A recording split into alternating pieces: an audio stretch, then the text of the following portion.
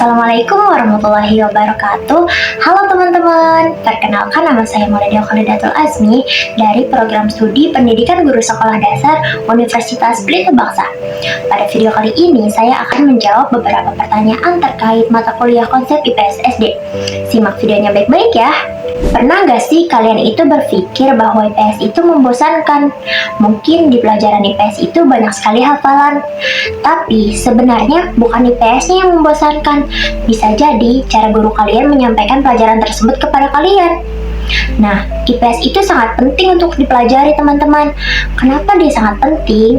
Karena IPS membantu kita memahami kehidupan sehari-hari tentang bagaimana manusia bersosialisasi dan saling membutuhkan satu sama lain. Nah, di video ini saya akan membahas mengapa IPS itu penting, bagaimana cara mengajarkannya, dan bagaimana supaya IPS itu menjadi pelajaran yang menyenangkan. Simak videonya. Baik, saya akan mulai menjawab pertanyaan yang pertama.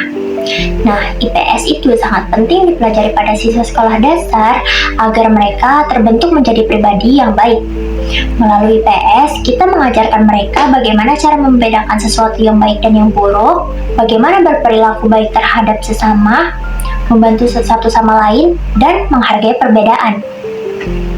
Selain itu, IPS juga membantu mereka untuk lebih peka terhadap lingkungan, seperti di rumah, sekolah, atau di masyarakat.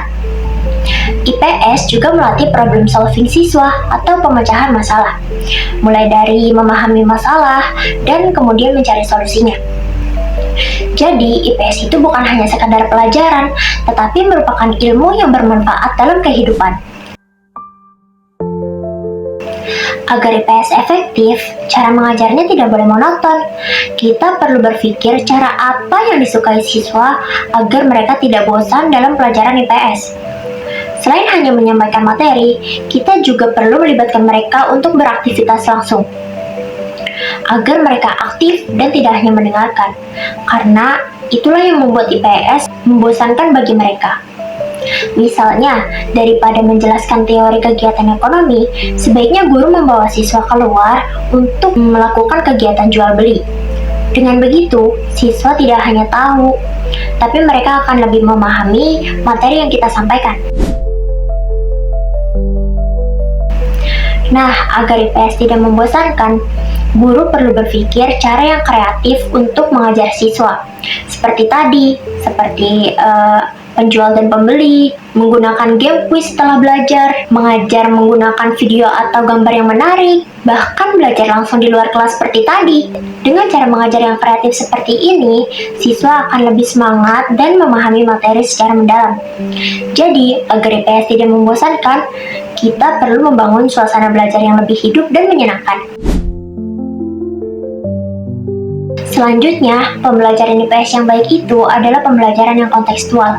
Maksudnya adalah materi dikaitkan dengan pengalaman nyata siswa sehari-hari. Jadi, siswa tidak hanya sekedar menghafal saja, tapi mereka memahami bagaimana konsep tersebut diterapkan dalam kehidupan sehari-hari mereka. Contohnya, guru perlu mengajak siswa keluar untuk mengamati warung atau pasar yang ada di sekitar sekolah. Yang perlu mereka amati adalah siapa produsennya, barang apa yang mereka distribusikan, dan siapa konsumennya. Contoh lainnya adalah misalnya di lingkungan mereka ada sungai yang tercemar sampah. Mereka perlu mengamati sungai ini tercemar atau tidak, bersih atau tidak, apa yang membuat sungai ini tercemar, dan bagaimana solusi yang bisa kita lakukan agar sungai ini kembali bersih. Seperti itu. Setelah itu, kita ajak mereka kembali masuk ke kelas untuk mendiskusikan hasil pengamatan mereka di luar. Dengan pembelajaran IPS kontekstual, siswa lebih memahami materi, meningkatkan kepedulian siswa terhadap lingkungan, dan mampu menerapkan ilmu atau materi dengan kehidupan nyata. Dari semua penjelasan saya tadi, dapat disimpulkan bahwa IPS merupakan pelajaran yang sangat penting.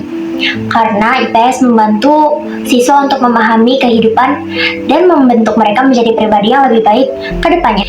Jika seorang guru berhasil mengajarkan IPS dengan tepat, kreatif, dan kontekstual, pelajaran IPS tidak lagi membosankan, tetapi menjadi pelajaran yang seru dan bermakna. Semoga setelah ini kita tidak lagi menganggap IPS itu merupakan pelajaran yang membosankan, melainkan pelajaran yang dekat dengan kehidupan sehari-hari.